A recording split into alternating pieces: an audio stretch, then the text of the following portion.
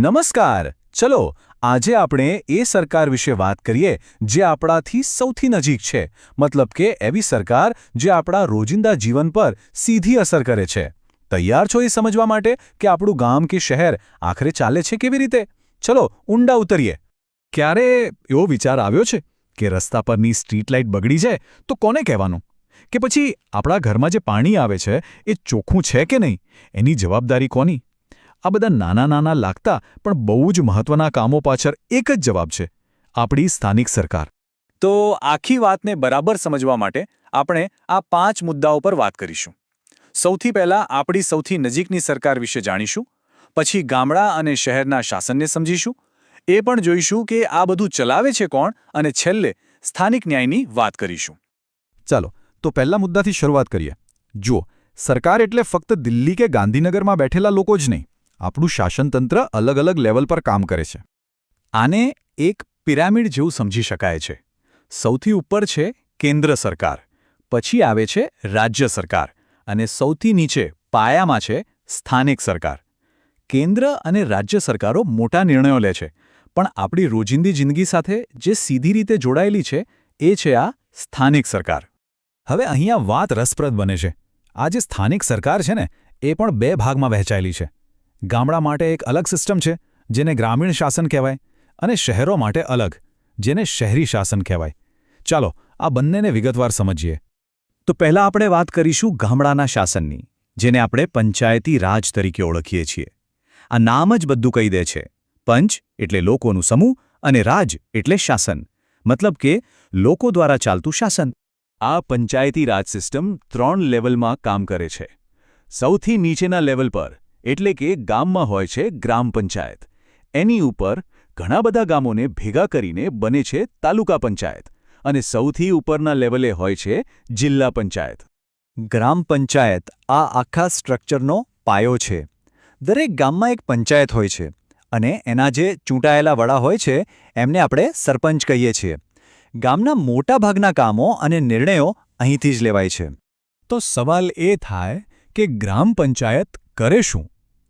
તો એ ગામમાં પીવાના પાણીની વ્યવસ્થા, સાફ સફાઈ, સ્ટ્રીટ લાઇટ, જાહેર મિલકતની દેખરેખ અને જન્મ મરણના દાખલા કાઢી આપવા જેવા બધા જ જરૂરી કામો સંભાળે છે. અને હા, ગ્રામ પંચાયત એકલી નથી હોતી. એના કામ પર દેખરેખ રાખવા અને મદદ કરવા માટે તાલુકા અને જિલ્લા પંચાયત હોય છે, જેથી આખા વિસ્તારનો વિકાસ એક સાથે વ્યવસ્થિત રીતે થઈ શકે. સારું, તો ગામડાની વાત તો થઈ ગઈ. હવે આવીએ શહેરો પર. જો કોઈ શહેરમાં રહેતું હોય તો ત્યાંનું સંચાલન કેવી રીતે થાય છે? ચાલો એ જોઈએ. શહેરી વિસ્તારોમાં મુખ્યત્વે 2 પ્રકારની સંસ્થાઓ કામ કરે છે. એક છે નગરપાલિકા, જે પ્રમાણમાં નાના શહેરો માટે હોય છે, અને બીજી છે મહાનગરપાલિકા, જે મોટા શહેરો માટે હોય છે. મુખ્ય ફરક વસ્તીનો છે અને એના વડાનો પણ. નગરપાલિકાના વડાને પ્રમુખ કહેવાય, જ્યારે મહાનગરપાલિકાના વડાને મેયર કહેવાય. અત્યાર સુધી આપણે સરપંચ, પ્રમુખ અને મેયર જેવા ચૂંટાયેલા લોકોની વાત કરી, પણ આ બધા નિર્ણયોને જમીન પર ઉતારે કોણ? રોજબરોજનો વહીવટ કોણ સંભાળે છે? એ છે સરકારી અધિકારીઓ. ચાલો આને એકદમ સરળ રીતે સમજીએ.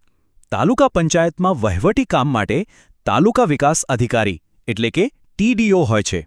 જિલ્લા પંચાયતમાં જિલ્લા વિકાસ અધિકારી એટલે કે DDO હોય છે, અને મોટા શહેરોમાં એટલે કે મહાનગરપાલિકામાં હોય છે મ્યુનિસિપલ કમિશનર. આ બધા અધિકારીઓની નિમણૂક સરકાર કરે છે. અને આ બધામાં એક સૌથી મહત્વનું પદ છે કલેક્ટરનું. કલેક્ટર આખા જિલ્લાના વહીવટી વડા ગણાય છે. એમનું કામ ખાલી વિકાસના કામો જોવાનું નથી, પણ આખા જિલ્લામાં કાયદો અને વ્યવસ્થા જાળવવાનું અને બધા સરકારી વિભાગો બરાબર કામ કરે એ જોવાનું પણ છે. સરકારનું કામ ખાલી રસ્તા બનાવવા કે પાણી આપવાનું જ નથી, બરાબર? ન્યાય આપવો એ પણ એક બહુ મોટું કામ છે. તો ચાલો હવે એ જોઈએ કે સ્થાનિક લેવલ પર નાના મોટા ઝઘડા કે વિવાદોનો ઉકેલ કેવી રીતે આવે છે. આ માટે એક બહુ જ સરસ સિસ્ટમ છે, જેનું નામ છે લોક અદાલત એટલે કે લોકોની અદાલત. આનો મુખ્ય હેતુ એ છે કે બંને પક્ષોને સાથે બેસાડી સમાધાનથી કેસનો ઝડપથી અને ઓછા ખર્ચે નિકાલ લાવો. આનાથી સામાન્ય માણસને કોર્ટના લાંબા ચક્કરમાંથી મુક્તિ મળે છે. અને આનો સૌથી મોટો ફાયદો શું છે ખબર છે? આ જુઓ, 0 રૂપિયા. જી હા, લોક અદાલતમાં કેસ દાખલ કરવા માટે કોઈ જ કોર્ટ ફી નથી હોતી. આ એટલા માટે છે કે પૈસાના અભાવે કોઈ પણ વ્યક્તિ ન્યાયથી વંચિત ન રહી જાય. તો હવે જ્યારે આપણે આ આખું માળખું સમજી ગયા છીએ, ગામડાનું પણ અને શહેરનું પણ, ત્યારે એક સવાલ થાય કે જો આપણી આસપાસ કોઈ સ્થાનિક સમસ્યા હોય તો આ જાણકારીનો ઉપયોગ કરીને સાચા વ્યક્તિ કે સાચી સંસ્થા સુધી કેવી રીતે પહોંચવું? કારણ કે આ સમજણ જ સાચી નાગરિક શક્તિ છે.